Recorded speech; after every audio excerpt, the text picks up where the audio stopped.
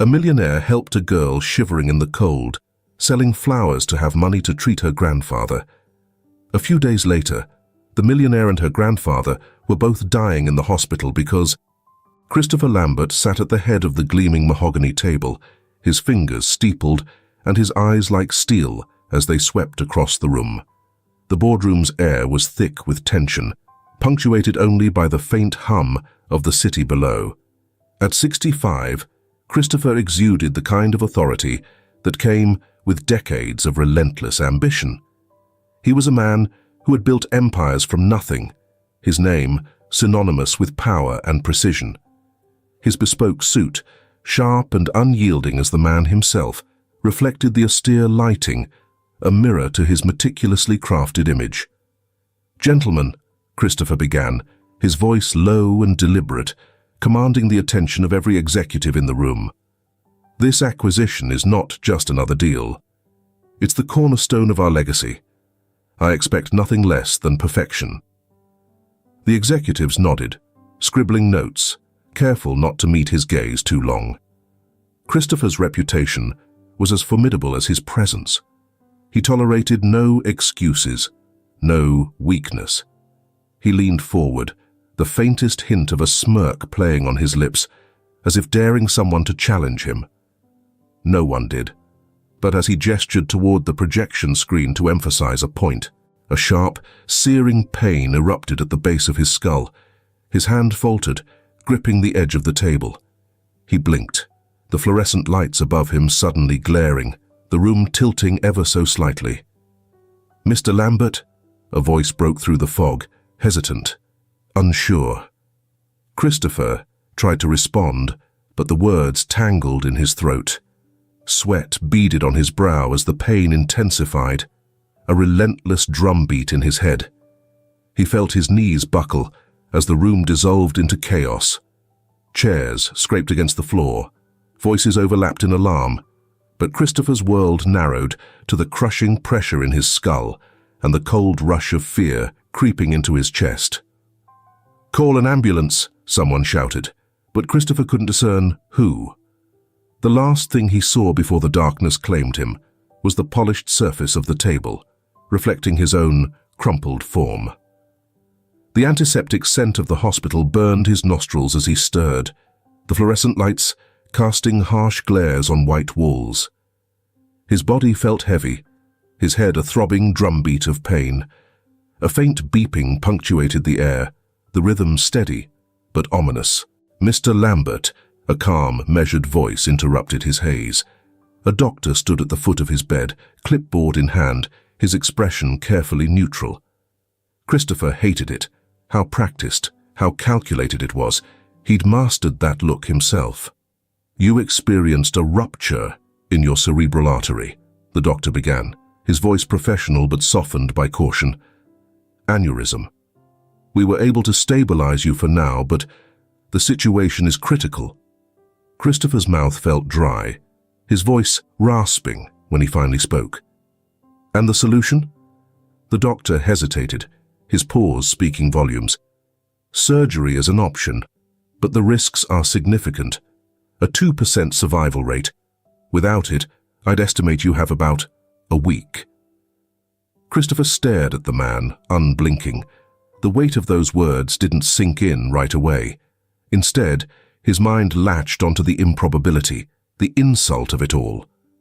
Him, Christopher Lambert, untouchable, unstoppable, reduced to a number. 2%. He let out a low, humorless laugh, though it left his chest hollow. 2%. That's your idea of a solution? "It's the best we can offer," the doctor said gently. Christopher turned his head away, his gaze settling on the muted TV screen across the room. Stock market updates scrolled across the bottom, a language he understood, a world he controlled. Yet now, his body was the one market he could not manipulate. Denial swelled in him, hot and fierce. He'd survived boardroom betrayals, hostile takeovers, and even a recession that wiped out countless competitors. Surely this was just another hurdle, another negotiation. But the ache in his head, told him otherwise. This wasn't a contract he could rewrite or a crisis he could overcome. This was final. As the hours dragged on, Christopher lay still, his mind unspooling memories he hadn't allowed himself to visit in years. Among them, Claire's face surfaced, her laughter as a child, the way her eyes lit up when he'd surprise her with gifts. Gifts, he realized now, had replaced his time and attention. She had grown distant, and he had let her. It had been easier to bury himself in work than confront her disappointment and her anger. Even now, he could picture her expression if she were here, a mixture of hurt and defiance, like a mirror reflecting his failures. His chest tightened, but it wasn't the aneurysm this time. It was guilt. Unresolved, festering guilt that he had shoved aside for decades. He closed his eyes, the beeping of the monitor echoing in his ears like a countdown. 7 days. 7 days to reflect, to regret, to reconcile. But with whom? Claire? Himself? The empire he had built at the expense of everything else? For the first time, Christopher didn't have an answer. The rain pattered against the windows of Christopher's limousine, a steady rhythm that seemed to echo the weight of the doctor's words. His rambling thoughts caused his head to rest lightly against the cool glass as the city lights streaked by in blurriness, their once vibrant glow dulled. Mortality had never felt real before. Now it loomed over him, a silent, unwelcome passenger. "Go home yet, Mr. Lambert?" The driver, Garrett, asked cautiously, his eyes briefly meeting Christopher's in the rearview mirror. "Yes," Christopher replied, his voice curt, hollow. Only the rain could break the prolonged silence in the car. Christopher's gaze fell on a small figure huddled under the awning of a convenience store. A girl, no older than 10, was clutching a bundle of wilting flowers, her frame trembling beneath a threadbare coat. The scene jarred him. How could anyone endure such cold with so little? Christopher's eyes narrowed, a flicker of something unfamiliar stirring in his chest. Compassion? Pity? He wasn't sure. "Stop the car," Christopher said, his tone sharper than intended. "Sir?" Samuel hesitated, confused but obedient, pulling over to the curb. Christopher stepped out, the chill biting through his tailored overcoat. He approached the girl slowly, his shoes splashing in shallow puddles. She didn't look up, her attention focused on arranging the flowers, her small hands trembling from the cold. "Why are you out here?" Christopher asked, his voice softened by genuine curiosity.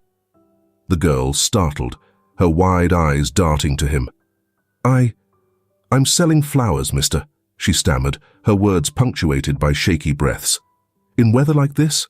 Christopher's brows furrowed as he gestured to the relentless rain. She straightened, defiance flickering in her gaze. "They're for my grandpa. He's sick, and I need to buy his medicine." The simplicity of her words hit Christopher harder than he anticipated. She wasn't begging, nor was she asking for pity. She was surviving. He saw something in her then, a quiet determination that mirrored his own younger self, back when the world seemed equally unforgiving. "How much for all of them?" he asked, pulling a leather wallet from his coat pocket. The girl's jaw dropped slightly. "All of them. But they're not much, sir.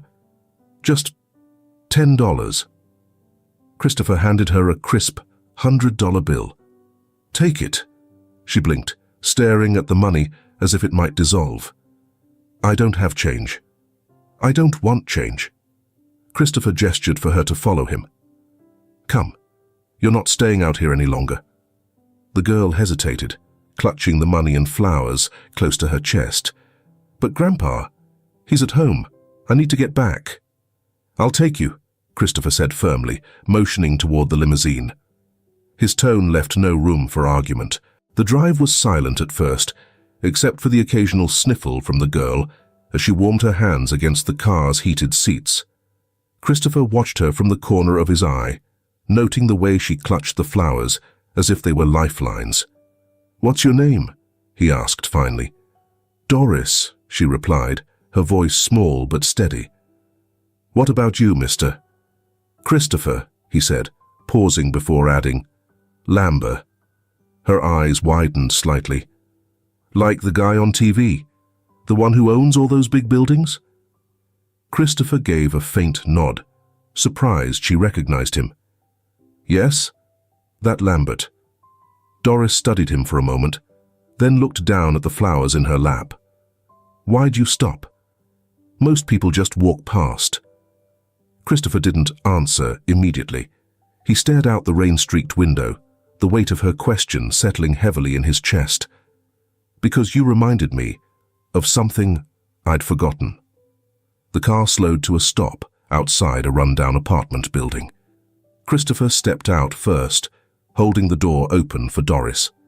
She hesitated again before leading him to the third floor. The hallway was dimly lit, the wallpaper peeling in long, jagged strips. Doris unlocked a door and pushed it open. "Grandpa, I'm back," she called, but the room was eerily silent. Christopher stepped inside, his eyes adjusting to the dimness. The apartment was sparse, a single lamp casting long shadows across the cracked walls. In the corner, an older man lay slumped on a tattered couch, his face pale and gaunt. "Grandpa!" Doris's voice cracked as she rushed to his side, shaking his shoulder. "Wake up!" Christopher moved quickly, years of forgotten instinct propelling him. He kneeled beside the man, checking for a pulse. It was faint, erratic, but there. "He needs help," Christopher said, standing abruptly. "Garrett, call an ambulance!" Doris looked up at him, tears streaming down her face. "Please don't let him die." Christopher met her gaze, something unspoken passing between them. "I won't," he said, his voice steadier than he felt.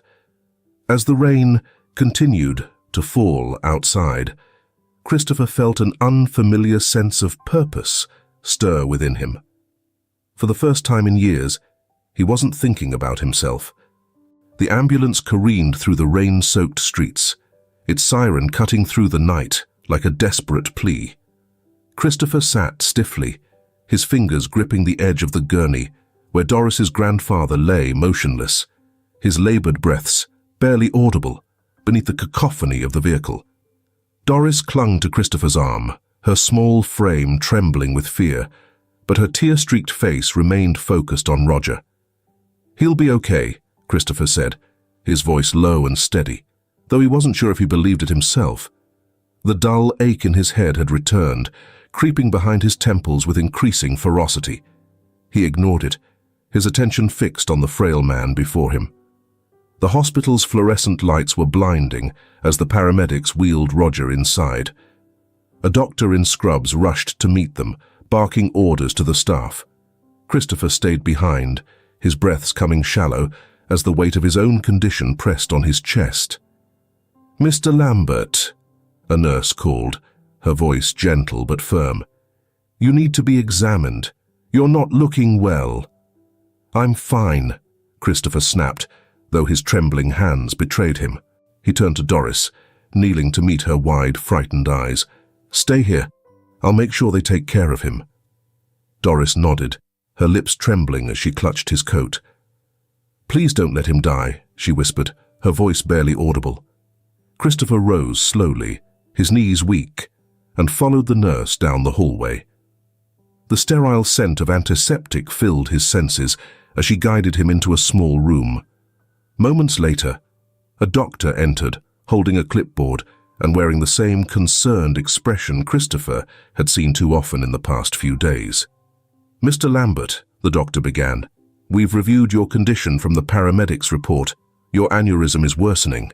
We need to act soon." "I don't have time for that," Christopher said curtly, gesturing toward the direction where Roger had been taken.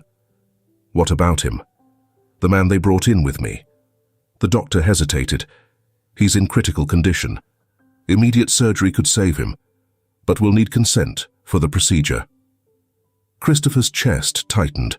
The pain in his head throbbed violently, but he waved it off. Do whatever it takes. Just save him. The doctor nodded, but lingered. Mr. Lambert, you need to understand. Your own condition is deteriorating. If you delay treatment— I know what you're going to say, Christopher interrupted, his voice rising. He steadied himself against the wall, closing his eyes briefly. When he opened them, his gaze was sharp, unyielding. You don't need my consent for me. Focus on him. Are you certain? The doctor asked carefully. Christopher hesitated, his mind a storm of conflicting emotions. Every instinct screamed at him to prioritize his survival. He was Christopher Lambert. His empire, his legacy, his life wasn't meant to end like this. But then he thought of Doris, her trembling hands holding wilted flowers in the rain, her unwavering plea for her grandfather, a man who had clearly given her everything, even when he had nothing. Yes, Christopher said finally, the word heavy with resignation. Save him. The paperwork felt cold in his hands. The pen hovered above the signature line as he stared at the words before him. His name, his consent, would seal the decision. For a moment, the room blurred, and all he could see was Claire's face, her disappointed eyes, her unspoken anger. He'd failed her so many times. Would she ever forgive him if this was the last thing he did? He signed. The doctor took the form and left with a quiet nod. Christopher leaned back in the chair, his vision dimming momentarily. The pain in his head flared, white-hot and relentless.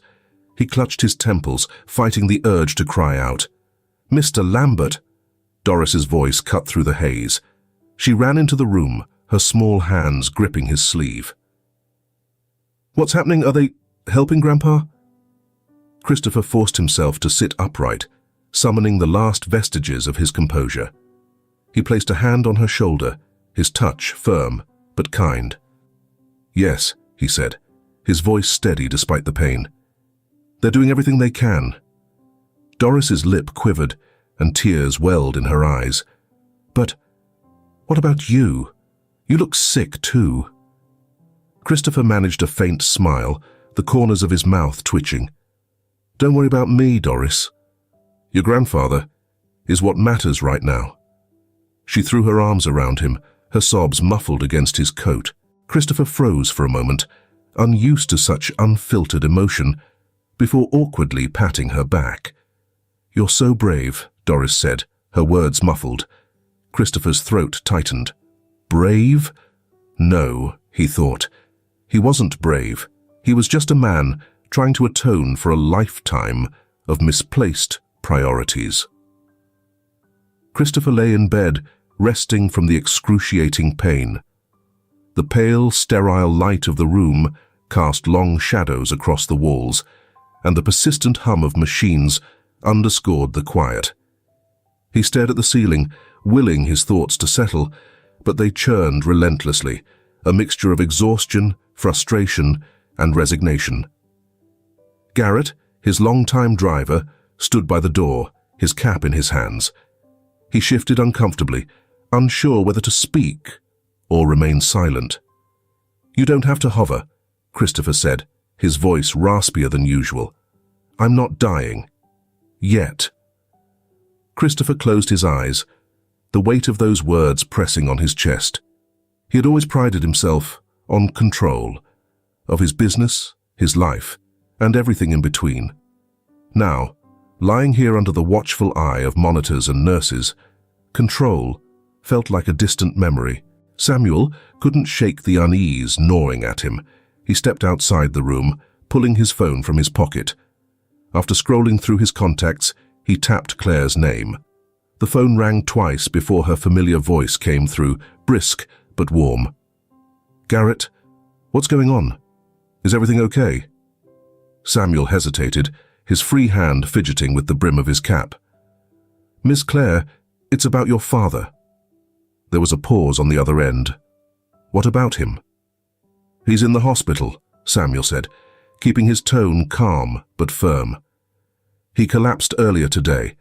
The doctors say he's stable, but they want to keep him under observation." Claire gripped the edge of her desk, her knuckles turning white. "Collapsed? What do you mean? Collapsed? Is he—" "He's stable for now," Samuel interrupted quickly, trying to reassure her. "But the situation is serious. He hasn't told me much, but I thought you should know." Claire leaned back in her chair, her mind racing. Distance and unspoken grievances had always strained her relationship with Christopher. But the thought of him in a hospital bed, fragile and vulnerable, was something she hadn't prepared for.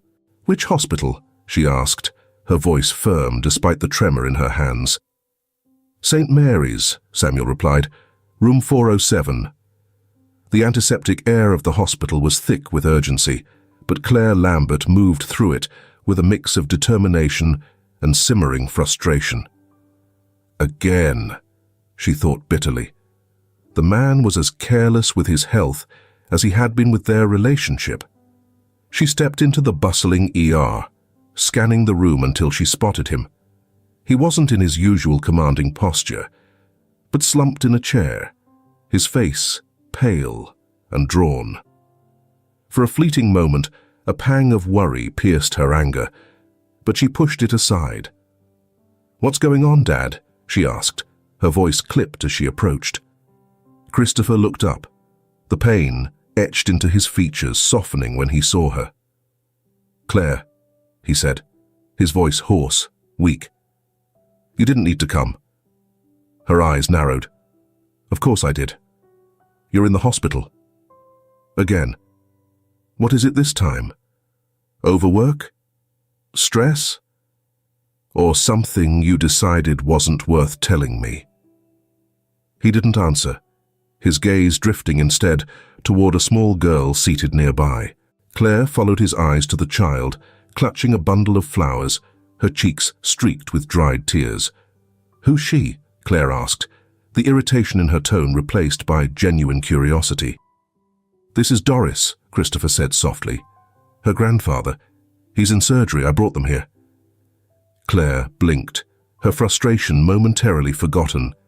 Her father had brought someone to the hospital, the man who avoided entanglements and emotional displays at all costs. Before she could press further, Doris stood, her small frame tense, but her eyes unwavering as she addressed Claire. "He saved my grandpa. He made the doctors help him first, even though he's sick too." Claire's breath caught. "What?" Christopher shifted uncomfortably in his chair. "It's nothing," he muttered. "It needed to be done." Doris wasn't deterred. "It's not nothing. He said Grandpa was more important, even though the doctor said he needed help too." Claire stared at her father, her anger crumbling under the weight of the girl's words. You did that." Christopher didn't meet her eyes. The girl needed her grandfather. That's all. Claire's heart twisted, a maelstrom of emotions surging within her. This wasn't the Christopher Lambert she knew, the man who had spent her childhood chasing deals instead of moments, who had been absent more often than present after her mother's death. Yet here he was, prioritizing a stranger over himself. She turned to Doris, forcing a smile. "Thank you for telling me. Your grandfather is lucky to have you, and my father." The girl nodded solemnly before retreating to her seat, her hands still gripping the flowers as if they were her last tether to hope. Claire watched her for a moment before returning her focus to Christopher. "You should be in surgery too," she said quietly, her earlier frustration replaced by concern. "I'm fine," he replied, though his face betrayed the lie. "Let's not make this into something it isn't." Claire sat beside him, her hands clasped tightly in her lap. "You're impossible, you know that." Christopher let out a soft, weary chuckle. "I've been told." The silence stretched between them, heavy with unspoken words. Claire's mind drifted back to the years that had shaped this distance. She remembered birthdays celebrated without him, the empty seat at her school recitals, the quiet ache of her mother's funeral, when Christopher had buried himself in work rather than grief. "Do you ever think about Mom?" she asked suddenly, her voice trembling. "How she always wanted you to slow down, to be here." Christopher's expression flickered with pain, but he said nothing. Claire swallowed hard, the words spilling out before she could stop them. "You weren't there for us, Dad. You chose work over and over, and now you're throwing yourself away for strangers." Christopher closed his eyes, the weight of her accusations pressing down on him.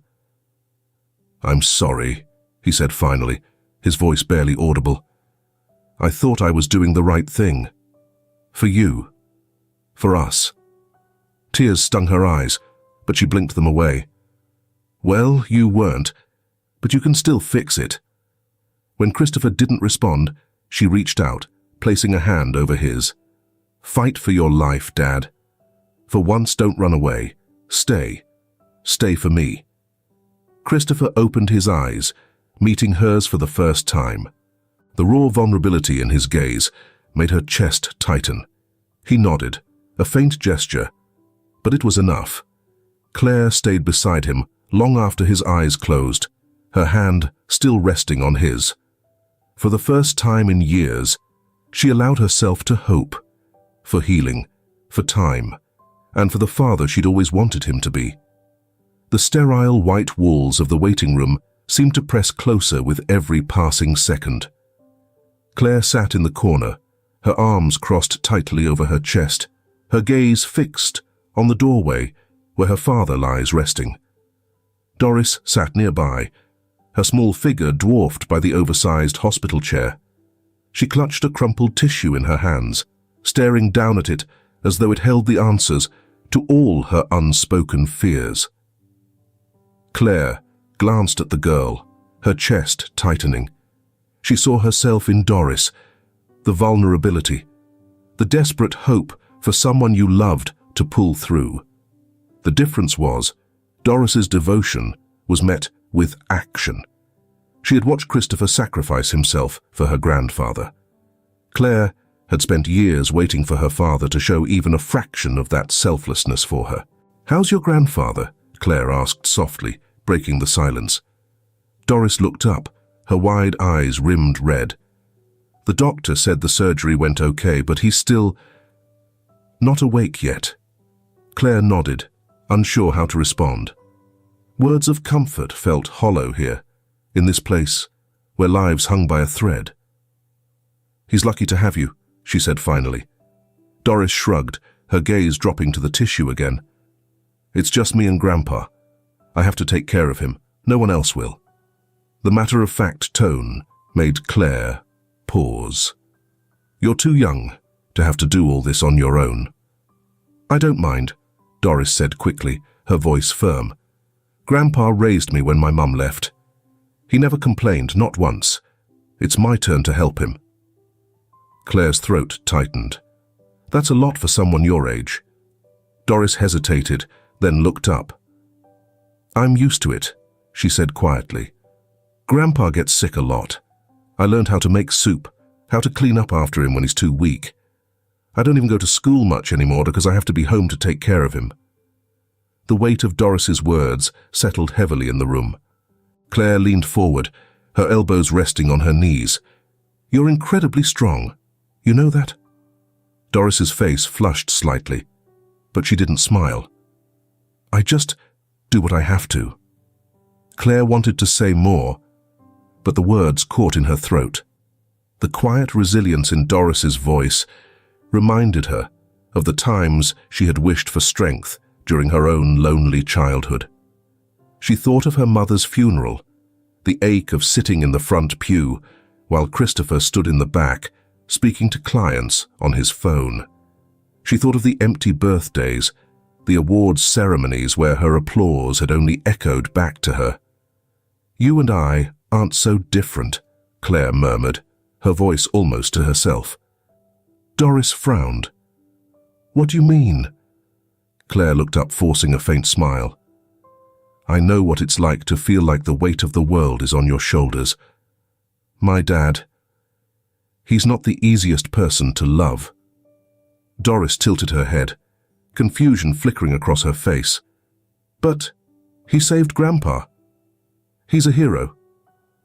Claire let out a dry laugh, more bitter than she intended. "He wasn't always. He used to think work was the most important thing in the world, more important than family." The words hung between them, heavy and raw. Doris stared at her, her expression unreadable. "Do you think he's changed?" Claire hesitated. "I don't know. Maybe. Bringing you and your grandfather here, risking himself like that. It's not the man I grew up with." Before Doris could respond, a nurse appeared in the doorway. "Ms. Lambert?" Claire stood immediately, her pulse quickening. "Yes?" "Your father has collapsed," the nurse said, her tone professional but tinged with urgency. "We're prepping him for surgery now. His condition is critical." Claire felt the blood drain from her face. "Can I see him?" "Just for a moment," the nurse replied. Claire turned to Doris. "Stay here. I'll come back as soon as I can." Doris nodded, her fingers twisting in the tissue as she watched Claire follow the nurse down the hall. The room where Christopher lay was dimly lit, the monitors around him beeping steadily. His face was pale, his breathing shallow. Claire approached slowly, her footsteps muffled against the tiled floor. "Dad," she whispered, her voice breaking as she reached his bedside. "Why do you always have to push yourself until there's nothing left?" "You have to fight," she said, her voice fierce despite the tears streaming down her face. "Not for work, not for your legacy, for me, for us." The door opened softly, and a doctor entered, clipboard in hand. "Ms. Lambert, we need to take him now." Claire nodded, brushing a tear from her cheek as she released his hand. "Just bring him back to me."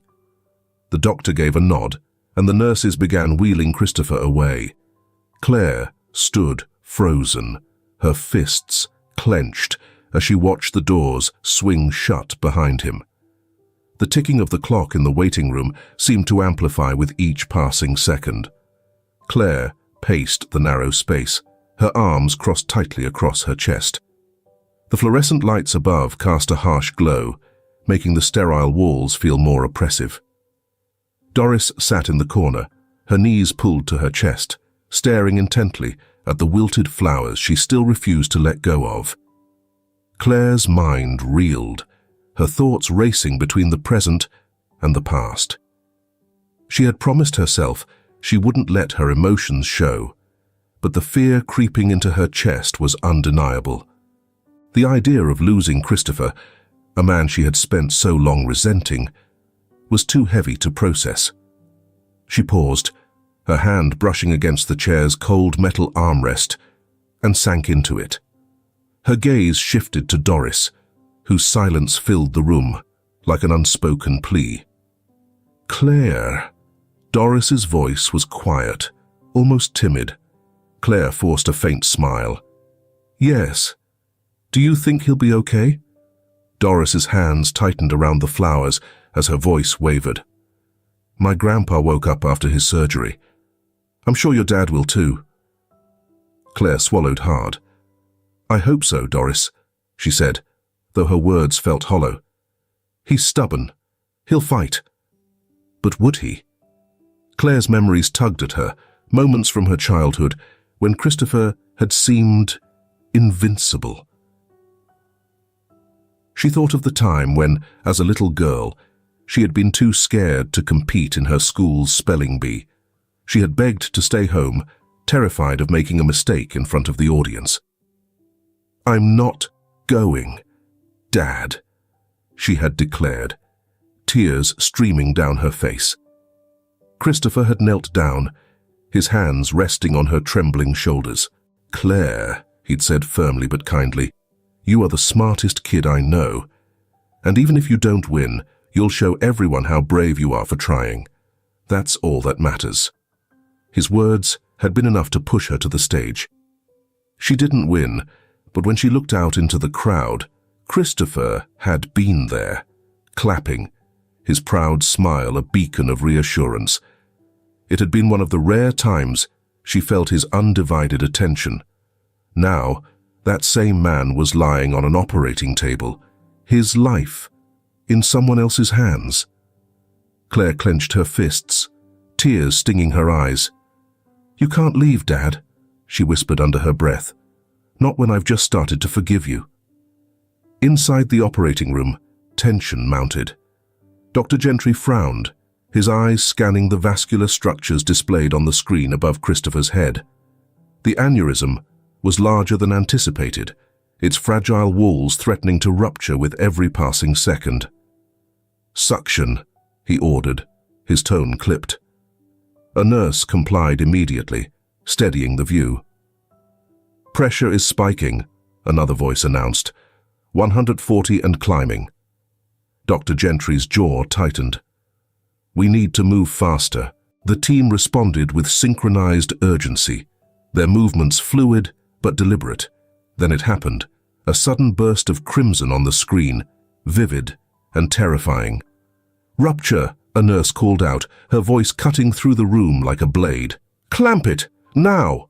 Dr. Gentry barked, his hands steady despite the chaos erupting around him. The monitors screamed, the once steady beeps morphing into frantic alarms. Blood pooled rapidly, obscuring their view.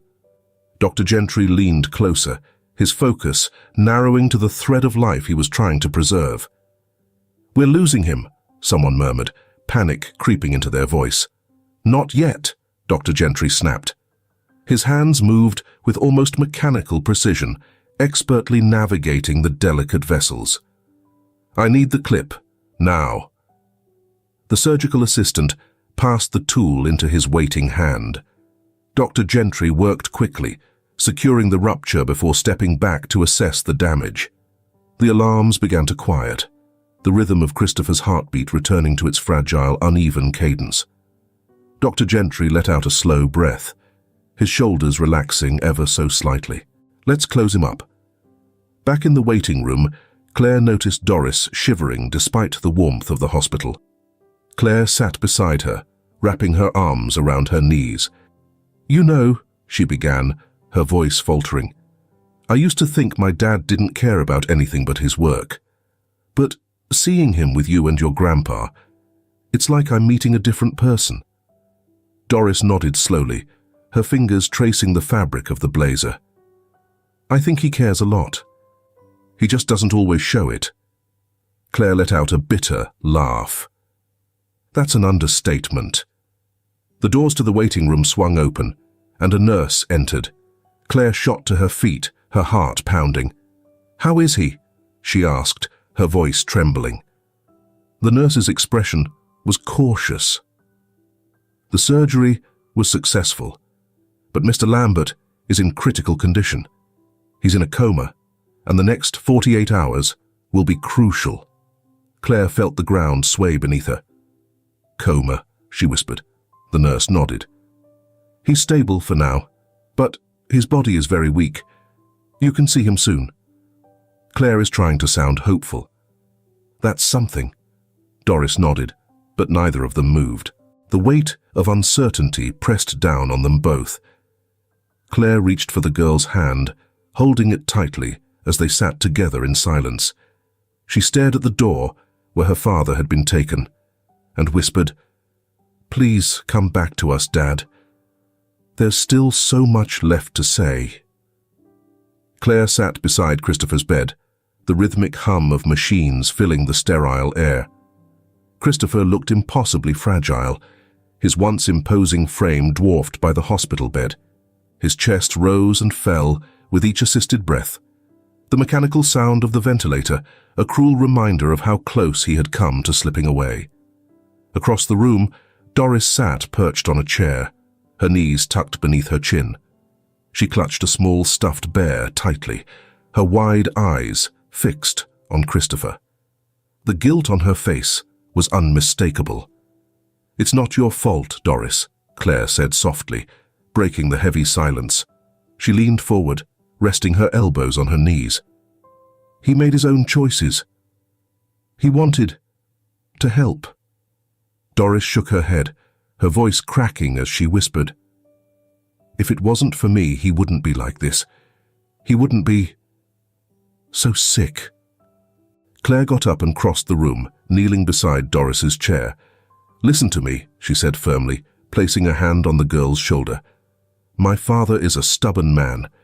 If he decided to help you and your grandfather, there's nothing anyone could have done to stop him. He saw something in you, Doris. Something worth fighting for." Tears welled in Doris's eyes, spilling down her cheeks. "But he could have died," Claire sighed, her gaze drifting back to Christopher. "He could have, but he didn't. And now we have to believe that he's strong enough to come back." Later that afternoon, the faintest groan stirred from across the room. Claire turned toward the sound, her heart racing. Roger, pale but conscious, was blinking against the harsh fluorescent light. Doris jumped up, running to his side. "Grandpa," she cried, her voice breaking with relief. "Your grandfather's right," Claire said quietly. "What my dad did. It's not the man I thought I knew." Doris looked up at her, her tear-streaked face etched with determination. "He didn't just save Grandpa. He helped me too. He made me feel like I wasn't alone." Claire's chest tightened. She thought of the years she had spent feeling exactly that, alone. Even in the moments when Christopher had tried to connect, his work always came first. But now, seeing him through Doris's eyes, she realized there were depths to him she had never explored. As the evening stretched on, Claire found herself back at Christopher's bedside. Doris had fallen asleep in a chair near her grandfather, her small body curled under a hospital blanket. The room was quiet now, save for the steady beeping of the monitors. Claire leaned forward, brushing a strand of hair from Christopher's forehead. "Dad," she said softly, her voice trembling, "Roger called you a hero. Can you believe that?" She paused, her fingers grazing his hand. "I guess I can. You've always been larger than life to me, even when I was angry with you, even when I thought I hated you. But now, I see you, Dad. The real you." The words spilled out, raw and unfiltered. "I don't want to lose you, Dad. Not now. So you have to fight. Do you hear me? You have to fight, just like you always told me to."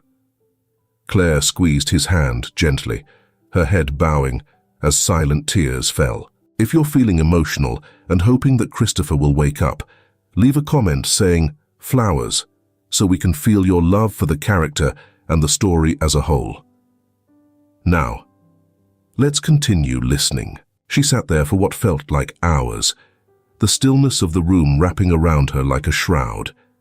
And then, the faintest movement, a slight pressure against her palm. Claire's head shot up, her eyes widening. Christopher's fingers twitched, the faintest sign of life breaking through the stillness. "Dad," she whispered, her voice trembling. She leaned closer, her heart pounding. "Dad, can you hear me?" The monitors remained steady, and his hand fell still again, but the flicker of hope had ignited something in her chest. She reached for the call button, her pulse racing. "He moved," she whispered, more to herself than anyone else. "You're still in there." Claire sat back, her hand still resting over his, her resolve solidifying. Christopher wasn't gone. Not yet. And she would be there, every step of the way, waiting for him to come back. The morning light filtered softly through the hospital blinds, casting long golden streaks across the floor. Claire stirred in her chair, her neck stiff from another sleepless night beside her father's bed. The rhythmic hum of the monitors filled the room, a comforting reminder of Christopher's fragile hold on life. Her eyes fluttered open as she glanced at him. His stillness was unnerving, but she refused to believe it meant surrender. A soft knock on the door broke the silence. Doris peeked in, clutching her stuffed bear, and followed by Roger, who leaned heavily on a nurse for support. Despite his pale complexion, Roger's eyes held warmth. Claire stood and helped Roger to a chair near Christopher's bed. "Thank you for bringing him," she said quietly to the nurse, who nodded and left the room. Roger gazed at Christopher for a long moment, then spoke, his voice rough but steady. "You've got to wake up. You've done enough for me. Now it's your turn to fight." Claire's lips twitched, but she said nothing.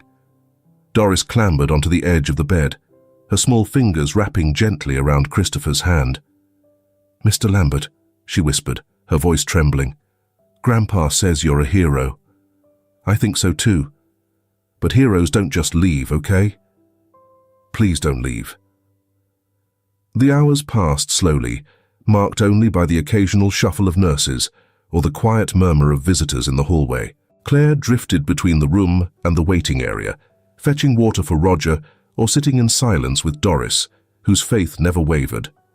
It was late afternoon when it happened. Claire had just returned to the room with fresh coffee for Roger when a low groan broke the monotony of the monitor's beeping.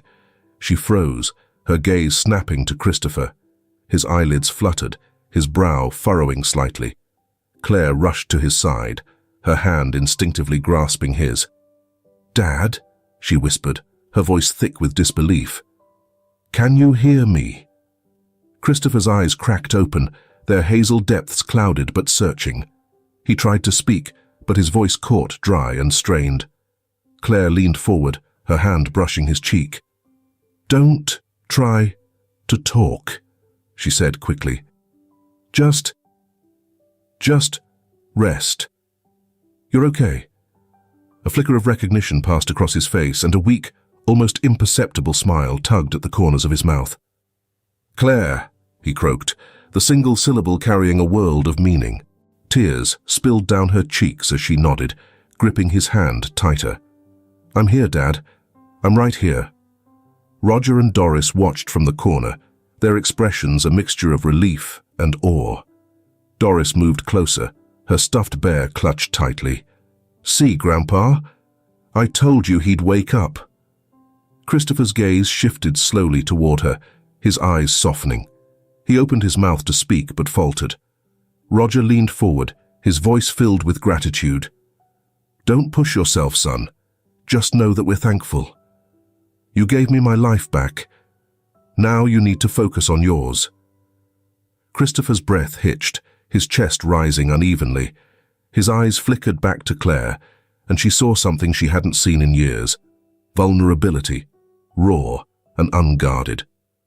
"Claire," he whispered again, the word rasping. "I'm sorry."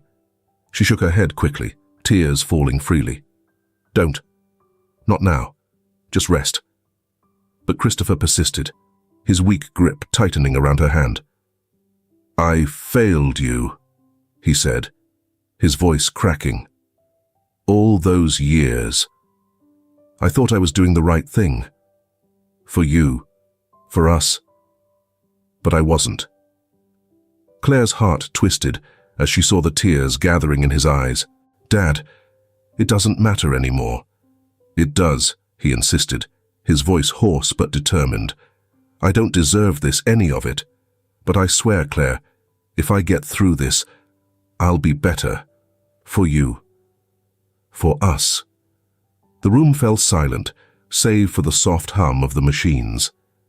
Claire leaned forward, resting her forehead gently against Christopher's. "We'll figure it out," she whispered. "Together."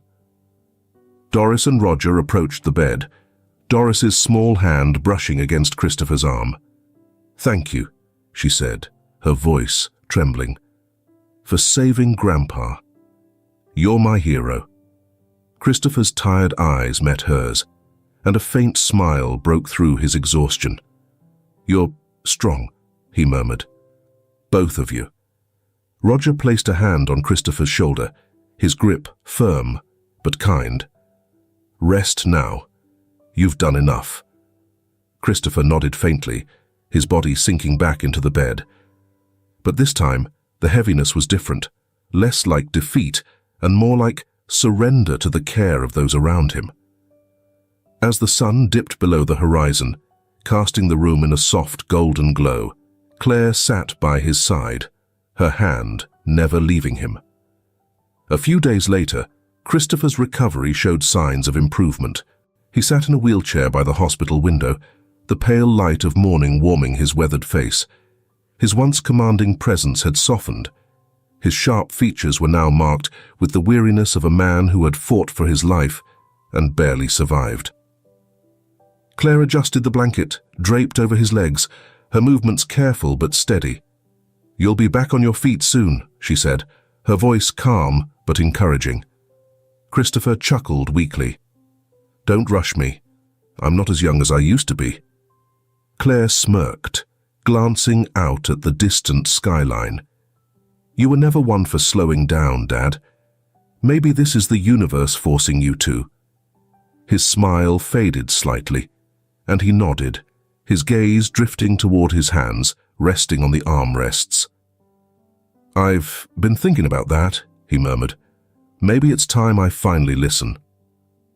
The weeks following Christopher's awakening had been a blur of slow recovery and tentative conversations.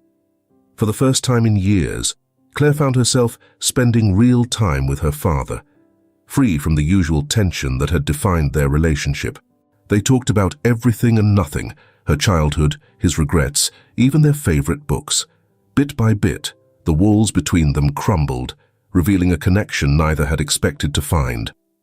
One afternoon, as Christopher rested in his hospital bed, Doris and Roger visited. Doris ran to him with her usual exuberance, her arms wrapping tightly around his waist. "You're sitting up," she exclaimed, her eyes shining with delight. Christopher laughed, the sound rough but genuine. "I couldn't let you have all the fun, could I?" Roger leaned on his cane, his expression warm but serious. "You've done enough for us, Christopher. Now it's time for us to return the favor." Christopher shook his head. "You don't owe me anything. What I did." He paused, his voice thick with emotion. "It was the right thing to do. But it's still more than most would have done," Roger said firmly. "You gave me my life back, and I don't take that lightly." Doris hopped onto the chair beside Christopher's bed, her stuffed bear clutched tightly in her arms. "When you get better, can we visit again? Grandpa says we owe you forever." Christopher reached out, brushing her hair back gently. "You don't owe me anything, Doris, but I'd like that." As Christopher grew stronger, his mind turned toward the future. One crisp autumn afternoon, Christopher asked Claire to drive him somewhere. She agreed without question, though she was surprised when he directed her to a quiet cemetery on the outskirts of the city. She followed him as he made his way slowly along the gravel path, leaning heavily on his cane. They stopped before a modest gravestone, its surface polished but simple. Claire's breath caught when she read the name etched into the stone: Rachel Lambert, her mother. Christopher stood silently for a moment, his shoulders trembling slightly. "I've failed her too," he said finally, his voice barely audible. Claire placed a hand on his arm. "Dad, you loved her. She knew that." He shook his head. "Not enough. Not the way I should have. But I'll make it right, Claire. For her. For you." He knelt carefully, his hand brushing the stone. "Rachel," he whispered, his voice cracking. "I've made so many mistakes, but I promise you, I'll do better. I'll honor your memory by being the man you always believed I could be." Claire's eyes filled with tears as she watched him, her heart swelling with both sorrow and pride. She kneeled beside him, her hand resting on his shoulder. "We'll do it together, Dad," she said softly. "She'd be proud of you. I'm proud of you." The two of them stayed there for a long time, the autumn wind carrying the scent of fallen leaves and the promise of a new beginning. The morning light streamed into the Lambert living room, illuminating the room's warm hues. Christopher sat on the couch, a blanket draped over his knees. The air carried a sense of calm, but beneath it was an undercurrent of purpose. Claire entered with 2 steaming cups of coffee, setting one on the table before taking the seat across from her father. "You're getting stronger," she said, a note of encouragement in her voice as she handed him the cup. Christopher nodded, his hands steady as he took it. "One day at a time," he replied, his voice still carrying the gravelly edge of his recovery. He took a sip, savoring the warmth, before setting the cup down. "I've been thinking, Claire." Claire leaned back, raising an eyebrow. "That always means something big is coming." A faint smile tugged at Christopher's lips. "It is," he admitted. "But it's not the kind of big I used to chase. This time, I want to create something lasting, something meaningful." Claire tilted her head, intrigued. "Go on." Christopher's gaze grew distant, his fingers drumming lightly against the armrest. "When I look back at my life, I see all the things I missed, all the people I ignored in pursuit of success. But when I met Doris and Roger, I realized I've been doing it wrong. I had the resources to make a difference, but I didn't." Claire's expression softened. "You're trying now, Dad. That's what matters." Christopher nodded, his voice resolved. "I want to start a foundation, Claire. A charity that focuses on education and healthcare for kids like Doris, kids who deserve a fair shot at life." Claire's eyes widened. "A foundation? That's incredible. Have you thought about what it would look like?" Christopher leaned forward, his energy building. "I have. We could provide scholarships for underprivileged kids, partner with hospitals to fund treatments, and even set up community centers in areas that need them most. It's ambitious, but with the right team, I think we could make it happen." Claire smiled, her pride evident. "I think it's a brilliant idea, and it's exactly what you're meant to do now." Christopher paused, his eyes searching hers. "Will you help me?"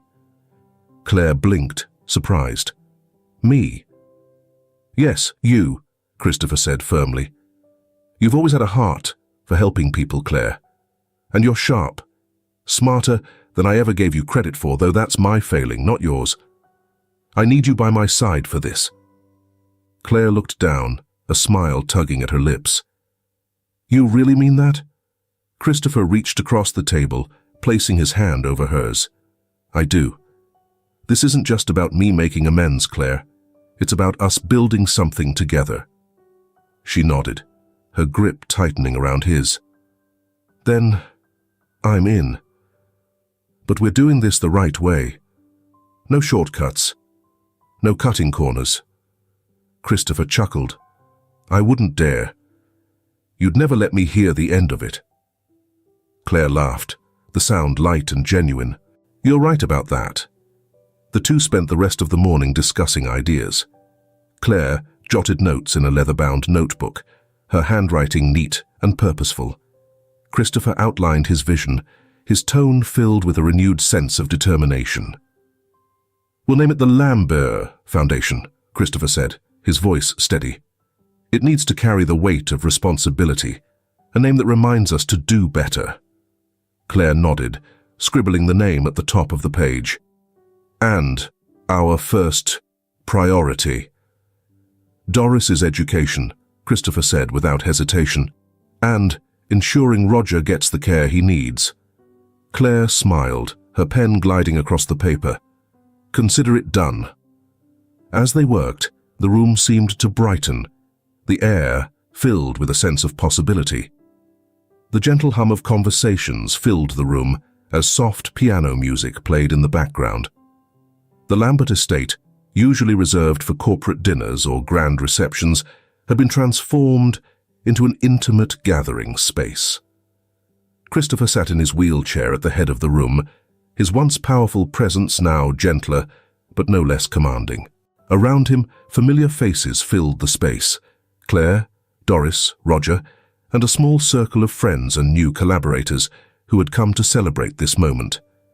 Claire stood by his side, her hand resting lightly on his shoulder. "Nervous?" she teased. Christopher smirked, the faint glimmer of his old self shining through. "I've spoken to shareholders worth billions, Claire. I think I can handle this." She rolled her eyes but smiled. "This isn't a boardroom, Dad. It's more important than that." Christopher nodded, his gaze drifting to the small stage set up at the front of the room. There was a podium with a banner that read, "The Lambert Foundation, a legacy of hope." The words had been chosen carefully, meant to reflect not just the man Christopher was, but the one he aspired to be. The quiet clinking of glasses signaled the start of the evening, and Claire leaned down, whispering, "It's time." Christopher wheeled himself toward the stage with Claire's help. As he positioned himself behind the podium, he looked out over the room, taking a moment to absorb the scene. Doris sat beside Roger, her face alight with excitement. Roger, though still frail, offered Christopher an encouraging nod. Claire stood slightly off to the side, her expression a mixture of pride and anticipation. Christopher cleared his throat, his voice steady despite the weight of the moment. "Good evening, everyone," he began, his words slow but deliberate. "Thank you for being here tonight. I held the view that my company's size, acquisitions, and profits were all indicators of success for a very long time. I was wrong." The room fell silent, the audience hanging on his every word. "Success," Christopher continued, "isn't about what you accumulate. It's about what you leave behind. And for too many years, I left nothing but distance. But life, as I've learned, has a way of offering second chances. This foundation represents mine." He gestured toward Doris and Roger, his voice softening. "A few months ago, I met a young girl selling flowers in the rain. That moment changed everything. It reminded me of the power of kindness, of connection, and of hope. This foundation is dedicated to children like Doris and families like Roger's, people who deserve opportunities, not obstacles." The room erupted into applause, and Christopher let the sound wash over him. As the noise settled, Doris stood and walked toward him, a single flower in her hand. She climbed the steps to the stage, her small frame dwarfed by the large podium. "This is for you, Mr. Lambert," she said, her voice trembling slightly. She handed him the flower, a simple daisy. "You changed my life. Thank you." Christopher took the flower, his hands shaking slightly. "No, Doris," he said, his voice thick with emotion. "You changed mine." Claire stepped forward, placing a hand on Christopher's shoulder. "And you're just getting started," she said, her tone filled with warmth. The evening continued with laughter, stories, and plans for the future. Christopher watched it all from his seat, his heart full in a way he hadn't experienced in years. As the night wound down, Claire wheeled him to the terrace overlooking the sprawling garden. The moonlight bathed the space in silver, casting long shadows across the neatly trimmed hedges. Doris and Roger stood near the fountain, their laughter carrying on the cool night breeze. Christopher watched them, his chest swelling with pride and gratitude. "She's special," Christopher said softly, nodding toward Doris. Claire leaned on the railing beside him. "She reminds me of you, you know. Stubborn. Resilient." Christopher chuckled. "Let's hope she's more than that." They stood in silence for a moment, the weight of the evening settling into something warm and comforting. Finally, Christopher spoke, his voice low but resolve. "Thank you, Claire." "For what?" she asked, her brow furrowing. "For staying," he said simply, "for giving me a chance to fix what I broke." Claire smiled, her eyes glistening. "You didn't fix it, Dad. You rebuilt it. And it's stronger now." Christopher nodded, his gaze returning to Doris and Roger. "It's a good legacy, isn't it?" Claire reached for his hand, squeezing it gently. "It's the best one." As the two of them watched the figures in the garden, the quiet hum of laughter and life surrounding them, Christopher felt something he hadn't in years. Peace. This wasn't the legacy he had imagined, but it was the one that mattered most. A legacy built on love, hope, and the courage to begin again. If this film touches your heart, leave your mark with a like, and don't forget to subscribe to our channel to explore more meaningful stories with us. Share your feelings with us, and tell us your own stories. Every word you share is a building block that helps create our strong and enduring community. Together, we'll create a warm space where everyone can share and connect. Finally, don't miss the incredible stories coming your way soon. We're always here to bring you the best selections, full of deep values, yet entertaining. See you there.